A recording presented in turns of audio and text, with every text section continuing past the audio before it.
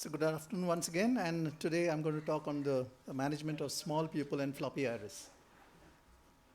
So, so first of all, what is IFIS? IFIS is intraoperative floppy iris syndrome. Now, we all know that, and we've all done cases of IFIS, is characterized by a highly undulating iris, which undulates a very flaccid iris, which undulates very abnormally in the presence of routine fluid currents that are seen in a normal routine phacoemulsification.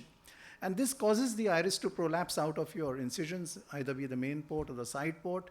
And this causes, of course, iris damage because every time you manipulate or put instruments over there, it causes the iris to pop out even more. And this leads to intraoperative meiosis. It causes shallowing of the anterior chamber, and so on and so forth. I'll come to those details later. But normally this is caused because of systemic ingestion of alpha antagonists such as tamsulosin, which is commonly used in benign prostatic hyperplasia, also by using combinations of oxidone and oxycodone and acetaminophen, and sometimes even some of the local glaucoma drops such as clonidine and brimonidine. Now, pupillary meiosis could be due to various reasons. It could be due to senile meiosis, synechiae, trauma of surgery, by diabetes, which is by far the commonest cause of non-expansion of the pupil, uveitis, chronic meiotic therapy, and pseudoexfoliation, and intraoperative due to even minor iris trauma during performing your CCC, or even, as I will show you later, in case of femto, where there's minor iris trauma and the pupil suddenly goes small. There could be also surgical manipulation during phaco. Now, once you are down with a small pupil, your decision whether to use a pupillary expansion device depends upon your own experience, your skill set, and what is the grade of the nucleus that you're going to tackle. So these are the things that happen with a small pupil. As I said, it leads to intraoperative floppy iris, iris prolapse, surgical trauma to the iris, shallowing, worsening of the meiosis. And once you have an inadequate visualization of the structures, that's when it leads to the main complications, which is corneal endothelial damage and even a posterior capsular rent. Now, what is my surgical protocol for small pupils? So first of all, I make a small paracentesis with a 1.0 millimeter side port, and I inject non-preserved intracameral phenylephrine with tropicamide. So that is phenylephrine. And this causes the pupil to get a little dilated. Then I use the ultimate soft shell technique, which is basically I would inject first a dispersive viscoelastic such as Viscoat, and then I would inject a Helon 5, which is my main tool during these cases, and a little bit of BSS under that, which is just coating the anterior capsule, which makes the making of the capsular rhexis a little easier.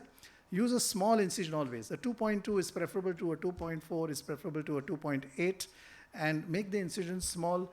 Use very low amounts of fluid for hydrodissection, very important over there, and do a very slow motion phaco with low vacuum and low flow rate so that you don't have much of turbulence in the anterior chamber. And use of hooks and irises, iris hooks and various retractors depending upon the size of the pupil. So while there are various techniques like stretch pupilloplasty, iris hooks and retractors, and Malusian rings and B-hex ring made by our own Suvin Bhattacharya, and the BD expansion devices. So I'll just, since it's a video-based session, we'll just go to that video straight away. So this is the case where,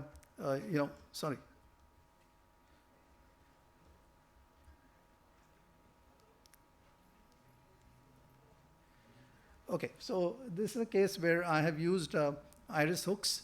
So I make 4 incisions which are opposite each other, almost at 90 degrees apart, using 1 millimeter knives only. Then we put the iris hooks. I prefer the iris hooks from Alcon, which are the Greisaber hooks. The advantage is that they can be used any number of times and they last you for a very, very long time. They're very easy to put. One little tip is that when you are making those incisions, make sure that your incision is not absolutely parallel to the iris, but it should be directed towards the pupillary edge. That makes placement of those hooks a little easier. And then you can keep on stretching them as much as you want. In some cases, I even use a 5th hook under the incision to keep the iris away from the main port. So once you've got that, then it's very simple. You have to make another side port incision through which you will go and commence your capsular rhexis. and the capsular axis should be as large as possible. This is one of my initial cases. If I were to do this again today, I would use or make a much larger axis than this, because we know the advantages that a larger axis brings. Of course, it should be large, but yet small enough to cover the optic all around. And then go through the main incision, go with a 2.2 millimeter incision, a minimum amount of hydrodissection, and that is enough. You don't need too much. Make sure that you rotate it well. And then, of course, you proceed like a routine phaco. And once you have got all the nucleus out, you do your cortical aspiration, you do your capsular polishing, and you're good to go after that. So basically, the rest of the procedure is quite simple. And once that is done, you're almost with it.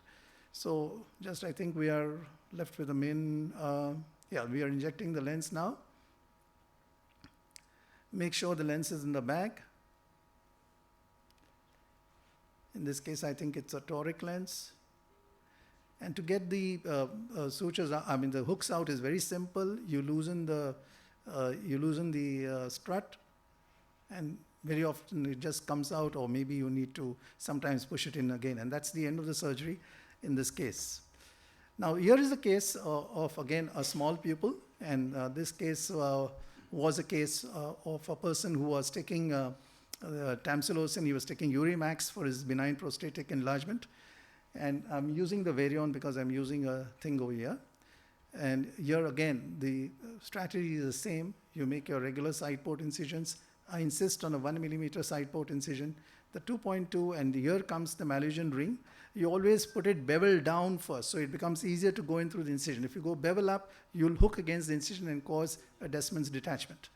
Then make sure that you open it in the same plane. So in one shot, you have all the 3 hooks inside. Not very easy, but if you can do it, it would be great.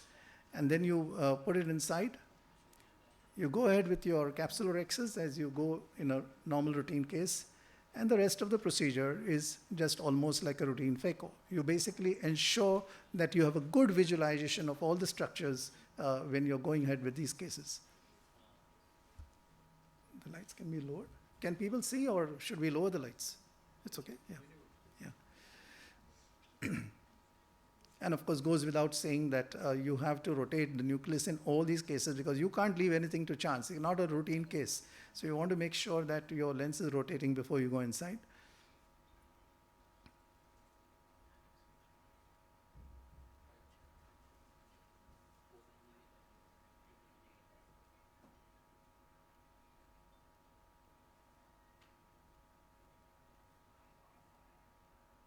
The biggest advantage of this ring as opposed to the hooks is that it maintains a uniform anterior chamber. When you have the hooks, you have the iris coming up to the wound, so your anterior chamber is not in its most physiological state. So I always prefer a Malaysian ring or even a B-hex ring to ensure that you have a good, nice stable chamber, less chances of any damage to the endothelium. And here is your lens coming inside. Of course, the more interesting part about the Malaysian ring is how to take the ring out, and I'll try and show you that right now. See, first you release the inferior scroller, and then you go for the upper one.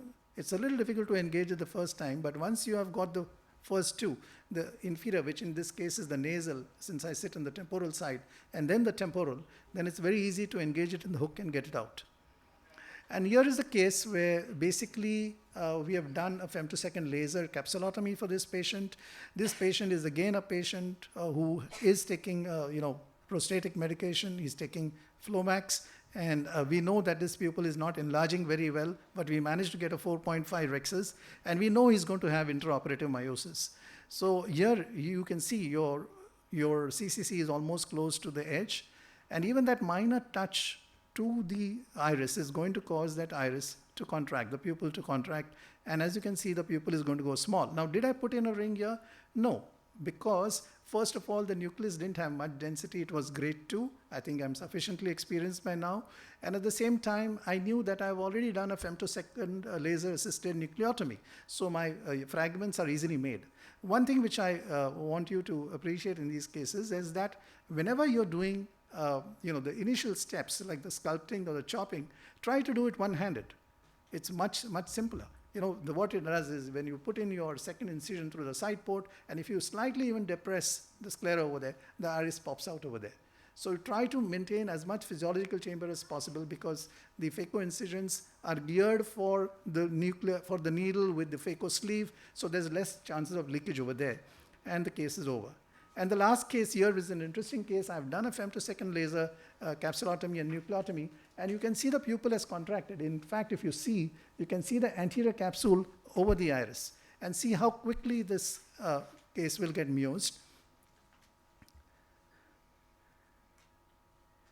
You can see me picking it up. It's always better to pick it up, because in case there are some bridges over here and you pull, then you'll suddenly have a rhexis running off to the periphery. Again, go bevel downwards, and then of course, when you can see the pupil is so small, you have no option but to put in a ring to kind of enlarge that pupil.